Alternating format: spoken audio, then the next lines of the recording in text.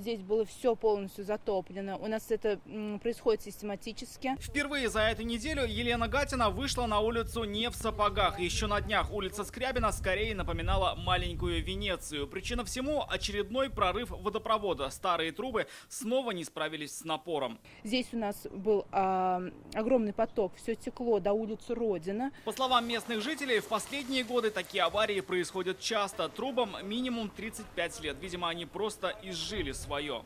Все гнилое, там чопики забьют, и через 2 дня эти чопики вылетают, и опять вода течет. Ориентировочно уже неделю вода не прекращает течет и на улице Файзи. Вот прямо из этого колодца, на котором сейчас припаркована машина. Мало того, что вода льется вдоль по улице и затекает уже во дворы. И тут либо чинить прорванный водопровод, либо уже впору сооружать ливневку. С жалобой на этот колодец жители даже обратились в официальный чат мэрии города. Дня 3 уже, если не больше.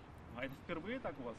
Ну, бывает. На проспекте Победы на днях прорыв устранили, но жители говорят, через некоторое время на том же месте вновь появится течь. Прямо она полностью вот до конца туда, до Мавлютова прям.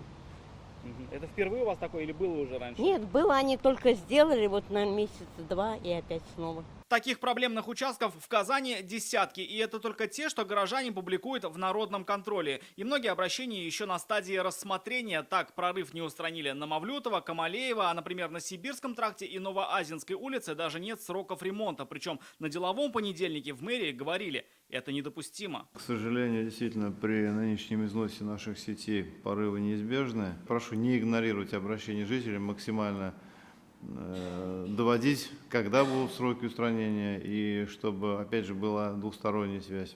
Только в июле в городе произошло 8 аварий с провалом грунта. Мы рассказывали, как вода затопила двор, парковку и подвал на Вишневского. Также на прошлой неделе свод железнобетонного трубопровода обрушился за цирком. Износ коммуникации составил 90%, а на Малой Армавирской все 100%. Почему такое происходит все чаще? С этим вопросом мы обратились в водоканал. Аварии происходят на сетях водоснабжения и водоотведения, построенных в 50-60-х годах прошлого века. Износ таких сетей составляет более 70%. Общий недоремонт составляет 126 миллиардов рублей. Такую глобальную проблему хотят решить с инвестпрограммами водоканала за 5 лет заменить более 40 километров аварийных сетей. За счет тарифов соберут около 7 миллиардов рублей. Пока же водоканал продолжает текущий ремонт. Местами приходится переключать сети, чтобы без воды не оставались другие абоненты. Иногда необходимо понижать уровень грунтовых вод, а порой и укреплять стены котлованов. Поэтому не все порывы получается ликвидировать оперативно. Рамиль Шайдун, Алмаз Единов, ТНВ, Казань.